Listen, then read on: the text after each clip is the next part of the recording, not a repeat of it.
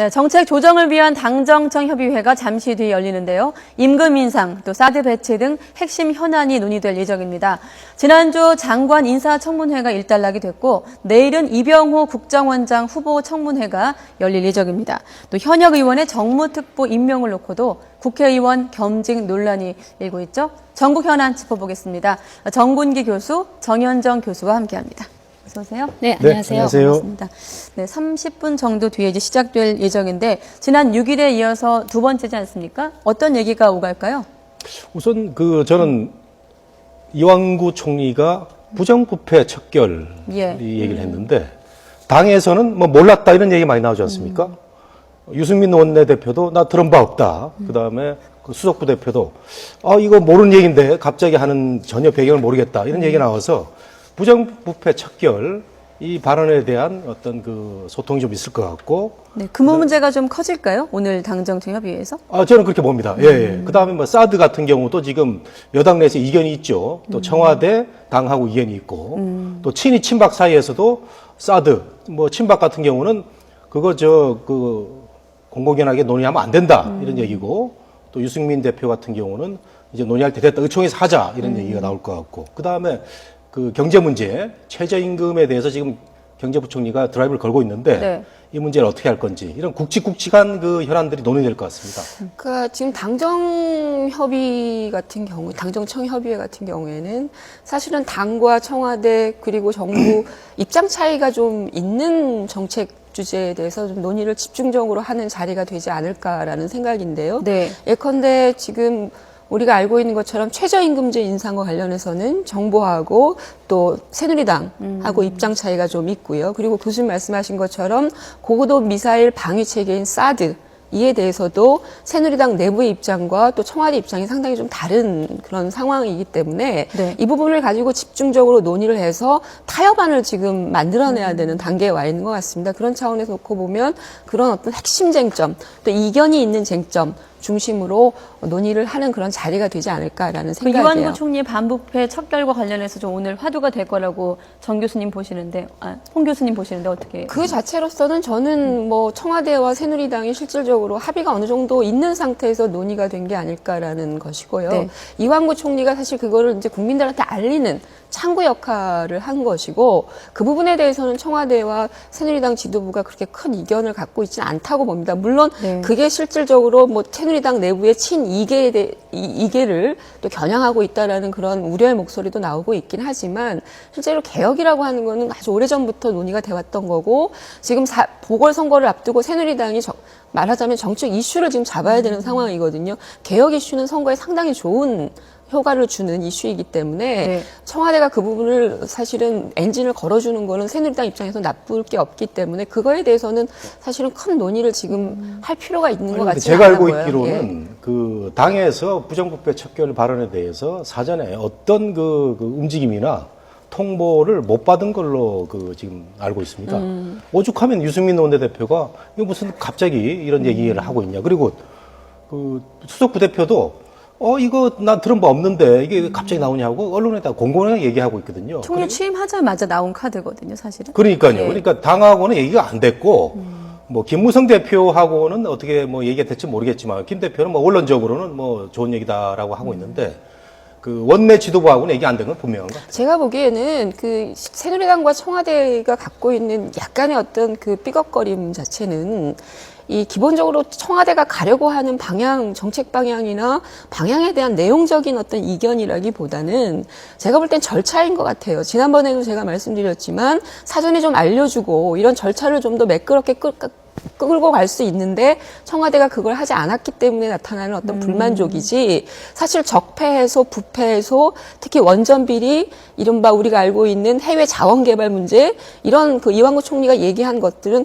지금 그 뭐 사자방이라고 해서 야당도 얘기했던 얘기들이거든요. 그렇기 때문에 그 내용을 몰라서 그것을 합의하지 못해서 또는 이견을 갖고 있었다라기보다는 그런 걸 하기 위한 청와대의 어떤 절차적인 예우 이런 것들을 요구한 것이어서 근본적인 어떤 갈등은 없는 포인트가 아니겠느냐라고 보는 거죠. 하나씩 좀 짚어보죠. 최저임금 인상 문제를 먼저 보면 정치권과 재계 입장 차이가 크거든요. 이 부분에 대한 조율이 좀 오늘 있어야 될 것 같은데 어떻게 전개될까요?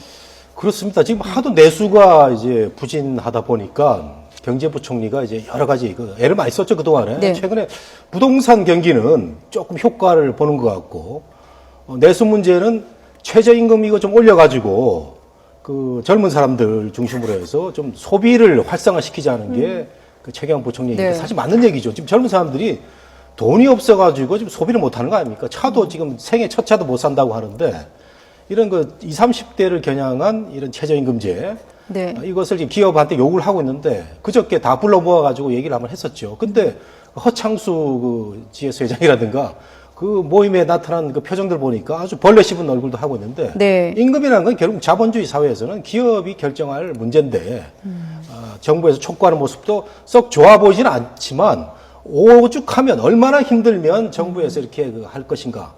저는 뭐 그 기업하고 또 야당하고 잘 협의가 돼가지고 적절한 선에 좀 잘 됐으면 좋겠습니다. 그러니까 최경환 부총리가 이 최저임금제 활성화 카드를 사실은 세게 밀고 있는 이유는 지금 교수님 말씀하신 것처럼 임금이 예컨대 뭐 5%다 이렇게 오르게 되면 서비스 분야 가격이 올라요. 네. 그러니까 택시비가 오른다든지 뭐 이런 음식 재료비가 오른다든지 그렇기 때문에 전반적인 어떤 그 시장의 경기 활성화라고 하는 그런 목적들을 우리가 끌어낼 수 있기 때문에 최저임금제라고 하는 것들을 통해서 실제로 임금을 많이 세게 올려주는 효과보다는 그 주변 경기를 좀 활성화시키기 위한 목적이 더 크다라는 점에서는 정책 수단으로는 한번 드라이브를 걸어볼 필요가 있는 것이고 사실은 정부가 부동산 정책을 통해서 뭔가 내수 경기를 활성시키려고 노력을 1차적으로 했지만 그게 크게 효과를 발휘하지 못하고 있는 상황 이기 때문에 정부 입장에서는 나름대로 또 제2의 대안으로 이 부분을 내놓고 있는 부분인데 실제로 노동자들한테 최저임금제가 7% 이번에 오르는 것으로 안을 만들었는데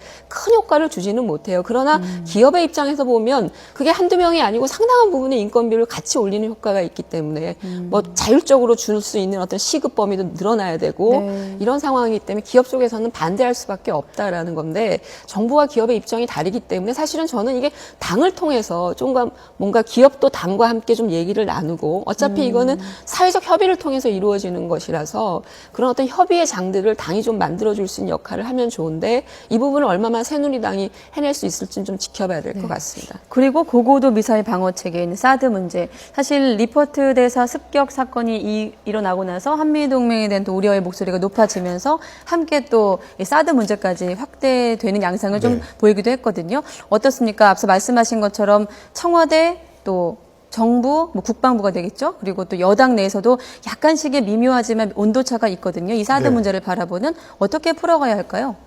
참 어려운 문제인데, 우리가 이제 그 주변 사강들한테 둘러싸여 있다 보니까 네. 항상 뭐 수백 년 전부터 어떻게 국가가 생존하기 위해서는 어떻게 해야 되느냐. 근데 우리가 그 미국하고는 한미 동맹이기 때문에 미국이 그 추진하고 있는 이 고고도 미사일 방어 체계 이걸 하면 좋을 텐데 최근에 우리 그 중국과의 뭐 무역 관계라든가 여러 가지 고려하면 중국의 또 어떤 그 자세도 생각하지 않을 수 없고 이러다 보니까 그 정부가 굉장히 조심스러워하는 부분인데 예. 이번에 그 미 대사 테러 이후에 외교통일위원장인 나경원 의원이 이제 먼저 공론화를 시켰고 또 유승민 원내대표도 이제 국방위원장 출신이기 때문에 네. 이 분야의 전문가입니다. 그래서 이번 기회에 사드 문제를 공론화시켜서 한번 해보자. 그랬는데 당장 청와대라든가 3노라고 했잖아요. 그렇죠. 예.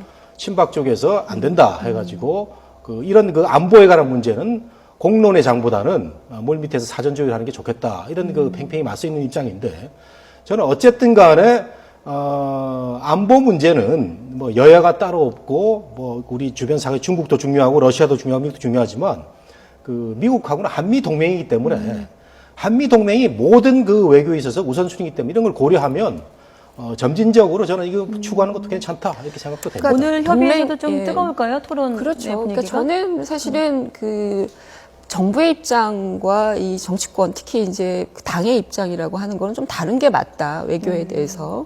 왜냐하면 외교라고 하는 거는 다양한 전략적 구상과 또 목적 이런 것들에 대한 설정이 가능한 것이거든요. 사실 한미동맹, 항미동맹 하지만 우리에게 불이익이 되는 한미동맹을 유지할 이유는 없겠죠. 이득을 얻어내기 위한, 외교적 최대한의 이득을 얻어내기 위한 국익이라는 관점에서 봐야 되는데 네. 이 사드의 문제는 사실은 한미동맹 관계에는 어느 정도 우리가 돈독하게 가져갈 수 있을지 모르지만 한반도 문제를 풀어가는 데 있어서 우리에게 또 하나 굉장히 중요한 파트너인 중국의 어떤 강력한 반발이라고 하는 게 가장 걸림돌이에요. 중국은 이 사드에 대해서 굉장한 격렬한 반대를 하고 있거든요, 공개적으로. 그런데 만약에 이것에 대해서 우리가 그 기지를 배치한다거나 이렇게 되게 되면 중국과는 사실은 갈 수 없는 강을 건너는 그런 형국이 될 가능성이 높고, 중국과 오히려 북한의 어떤 관계를 좀 더 강화시키는 이런 어떤 시너지를 낼 수가 있기 때문에 네. 우리가 좀 신중해야 되고, 우리의 관점에서 어떤 것이 더 이득이 되는가에 대한 초점을 맞추어서 미국과 협상할 수 있는 것은 협상하고, 또 그걸 하기 위한 어떤 대안, 그러니까 사실은 본질은 논의하지 못하지만 다양한 방법에 대해서 좀 국회도 전문성을 갖고 있거든요. 그렇다면 그 다양한 대안들을 놓고 좀 중심으로 얘기를 해야지, 이걸 가지고 원론적인 거 갖고 서로 공방을 주고받고 균열을 내고 이거는 바람직하지는 않은 것 같습니다. 네. 오늘 협의에서 또 한 가지, 앞서 저희가 서두에서 잠시 다뤘던 부분입니다만은 자원 외교 비리 척결과 관련해서 여당 내 친이계가 반발하고 있거든요. 자원 외교 국정조사 어떻게 흘러갈까요? 예, 저도 이완구 총리의 발표를 보고 조금은 좀 3년 차에 느닷없다라는 생각도 하면서 정부가 이제 부정부패 비리가 심하니까 하면 또 국정 동력에 새로운 힘을 얻겠다라고 생각을 하는데, 문제는 어느 쪽에 포커스가 맞춰진지 잘 모르겠어요. 이완구 총리가 발표를 하고 난 뒤에 포스코 건설입니까? 거기에 네. 대한 이제 비자금 수사가 지금 바로 들어갔고. 오늘도 속보가 나오고 있죠? 예, 예. 그 다음에는 또 이완구 총리가 부정부패 비리 척결 얘기를 하면서 예로 든 게 이 자원외교거든요. 근데 이 자원외교라는 게 굉장히 지금 민감합니다. 네. 야당에서도 계속 국정조사를 하고 있고, 검찰 수사도 이루어지고 있고, 감사원 결과도 나와 있고, 예. 전 정권하고 관련돼 있기 때문에 매우 민감한 문제를 예를 들어가지고 이완구 총리가 얘기를 했기 때문에, 과연 부정부패 비리 척결이 기업을 겨냥한 건지, 아니면 전 정권과의 어떤 차별화를 위해서 또 얘기를 하는 건지, 또는 정치권의 어떤 사정바람을 얘기를 하는 건지, 이게 분명치 않아서 앞으로 이제 검찰의 움직임을 잘 지켜보면 기업 쪽인지 정치권인지 전 정권을 겨냥한 것인지 이게 나올 것 같아요. 그러니까 사실은 박근혜 대통령께서 적폐, 부패 이런 용어들을 많이 쓰셨고요. 우리가 세월호 전국 이후에 박근혜 대통령이 쓰고 있는 적폐, 부패의 대상이라고 하는 것은 대체로 공적 영역이 상당히 중요한 네. 부분이었던 건 우리가 알고 있고요. 더군다나 성역 없는 조사. 지금 교수님께서는 사실 자원외교의 경우에는 전 정권과도 연동이 되어 있고 이런 복잡한 문제가 있긴 합니다만, 우리 사회의 아주 근본적인 문제를 해결하기 위해서는 성역 없는 어떤 그런 개혁에 나름대로의 조치가 필요하다라는 거는 국민적 공감대가 대통령과 함께 있는 것 같다라는 생각이에요. 그런 차원을 놓고 보면 자원외교 부분은 상당 부분 저는 언급을 하는 것은 적절했다고 보고요. 다만 이 과정에서 지금 기존의 검찰을 통해서 우리 한국석유공사 같은 경우에는 여러 가지 예산 손실액 대해서 지금 고소가 되어 있는 상태이고, 또 여러 가지 고소고발 관련해서 지금 검찰이 수사하고 있는 내용들도 다양하게 쌓여 있어서, 저는 이게 교수님 우려하시는 것처럼 우왕좌왕 이런 게 아니라 실제로 이미 타겟은 정해져 있는 거 아니냐. 법적으로 문제가 될 소지가 있거나 조사가 이루어진 부분에 대해서만 나름대로 조치를 취하는 방향으로 자원외교를 처리하고 가는 것도 제가 볼 때는 상당한 의미가 있는 것이다, 이렇게 보고 있는 것이죠. 네.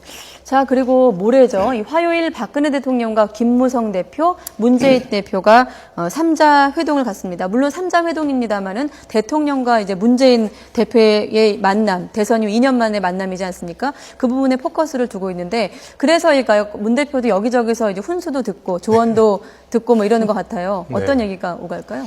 예, 이전에 야당 대표하고는 이제 만남도 잘 없었고, 또 억지로 만나가지고도 결과가 심통치 않았는데, 오히려 야당에 좀 불리한 측면도 있지 않았습니까? 그렇죠. 유리하지 않은 예. 점들이 많았던 김한길 것 같아요. 대표 저거 가가지고 일방적으로 거절만 당하고 해서 굉장히 멋쩍었는데, 이번에는 문재인 대표가 굉장히 힘이 실린 상태에서 3자 회동이 있게 되는 거죠. 옛날 같으면 이제 영수회담인데, 문재인 대표가 이 힘이 실린 상태에서 요구할 건 요구하겠다. 그리고 문재인 대표가 당선되자마자 각을 세웠거든요. 박근혜 대통령을 정면으로 각을 세워가지고 전면전 그렇죠. 예. 지지율이 올라갔기 때문에 박근혜 대통령으로서는 쉽지 않은 또 여야 대표 회담이 될 것 같은데, 문재인 대표도 얘기만 듣고 온다는 주위의 우려 속에서 네. 안철수 대표라든가 여러 가지 자문을 받고 있는 것 같아요. 뭐 적어가가지고 요구를 해라 이렇게 하는 것 같은데 아무래도 뭐 경제 문제에 대해서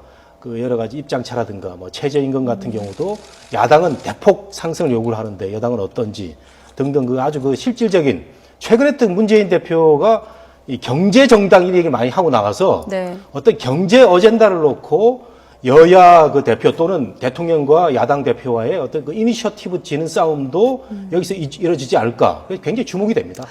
저는 사실은 그 회담 자체로만 놓고 보면 막 당대표가 된 문재인 당대표에게는 이미지적으로 상당히 좋은 효과를 주는 건 맞아요. 뭐 벌써부터 미래 권력, 현실 권력 이런 그 좋은 그림들이 나오고 문재인 대표 입장에서는 네. 그렇기 때문에 나쁠 건 없지만 실제로는 이제는 그 국민들이 문재인 당대표를 바라보는 입장은 뭐냐면 어떤 그 여당과의 어떤 나름대로의 다른 커다란 축으로서 어떤 정책적인 방향과 아젠다 또 이니셔티브 교수님 말씀하신 것처럼 그걸 가지고 있느냐가 중요한데 그 컨텐츠가 지금 명확하지가 않다는 거예요. 예컨대 개혁의제도 이미 청와대가 점유를 해버렸고요. 그게 예를 들면 자원외교이든 무엇이든지 간에 부패 척결, 개혁 이것도 청와대가 점유를 했고 예. 또 하나 경제활성화라고 하는 것도 법안과 관련되는 실질적인 정책 수단을 다 정부가 갖고 있기 때문에 야당의 당대표가 들어가서 사실은 뭔가 센 요구와 더군다나 그것이 실효성을 갖는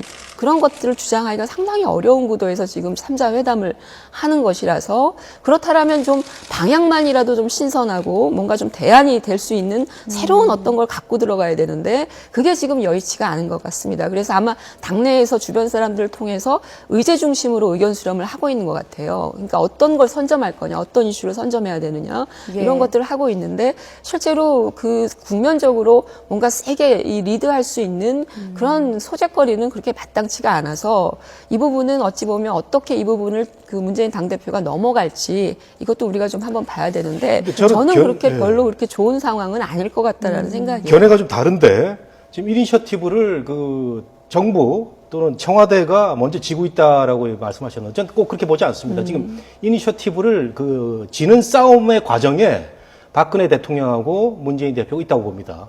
예를 들어서 지금 그 중도를 향한 전략에서 문재인 대표가 치고 나갔고 그다음에 경제 얘기를 먼저 꺼낸 것도 문재인 대표입니다. 그래서 저는 그 문재인 대표에 대한 박한 어떤 평가가 혹시 정 교수님이 이전에 그 안철수 진영에 조금 그 자문을 했던 입장에서 너무 박하게 보는 거 아닌가. 저는 뭐 문재인 그 대표의 최근 움직임을 굉장히 그 평가를 하고 싶은 그런 그 사람 중에 한 사람인데 그래서 이니셔티브를 그 지는 또 제2라운드가 이번에 그 청와대 회동이 될 것 같아요. 제가 뭐 사적인 그런 부분들을 갖고 얘기하는 게 아니라요. 그러니까 우리가 당대표라고 하는 입장들을 우리가 놓고 보면 사실 야당을 지지하는 그 유권자들은 당대표에게 요구하는 것이 무엇이냐면 뭔가 좀 명확한 그 나름대로의 그 힘 있는 야당 이런 것들을 굉장히 요구하고 있는 상황이거든요.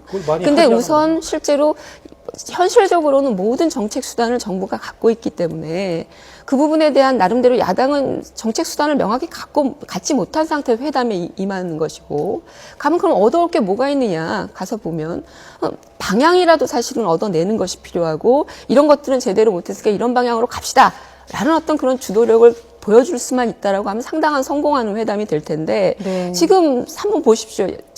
문재인 당대표가 최저임금제 문제도 그렇고 경제활성화도 그렇고 야당이 사실은 따라가고 있는 추세예요. 정부나 이런 어떤 여당의 의제들을 새롭게 내놓은 게 뭐가 있습니까? 최저임금제 문제라든지 경제활성화 관련해서 야당이 주도하고 있는 분야라는 게 거의 없어요.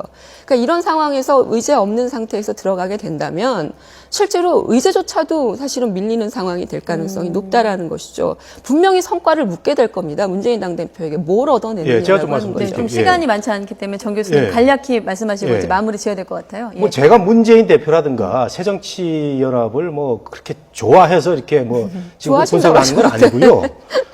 문재인 대표가 당선되고 난 일성이 박근혜 대표를 정면으로 그 대통령을 그 지칭을 하면서 네네. 각을 세운 겁니다. 그 전에는 그 우리가 그 선거 전략가 레이코프가 한 얘기대로 그 공화당의 코끼리를 얘기하지 말라고 그래가지고 박근혜 대통령 이름을 거론하면 손해가 되니까 피해가는 분위기였는데 이걸 적극적으로 정면으로 이제 거론을 해가지고 지지를 올린 사람이 문재인 대표였고요. 그 다음에 참배라든가 여러 가지 그 지방을 다니면서 중도 전략. 그 다음에 우리 야당이 집권하기 위해서는 경제 정당이 돼야 된다. 이런 등등의 최근에 그 일련의 여러 가지 움직임 모습은 그 정인정 교수님이 그 박하게 주는 그런 평가보다는 상당히 그 좋은 점수를 받을 수 있다. 그런 점에서 이번 회동에서는 갖고 갈 게 많이 있을 거로 저는 기대가 됩니다. 네, 그러길 좀 바랍니다. 시간이 더 네. 있으면 두 분의 얘기를 좀 더 심층적으로 들어보면 재밌을 것 같은데 시간이 부족한 관계로 다음 시간에 또 다시 한번 모시고 뭐 정부 특보 얘기도 좀 해보고요. 더 네. 얘기 나눠보도록 하겠습니다. 네, 정군기 교수님 그리고 정현정 교수님이었습니다. 고맙습니다. 네.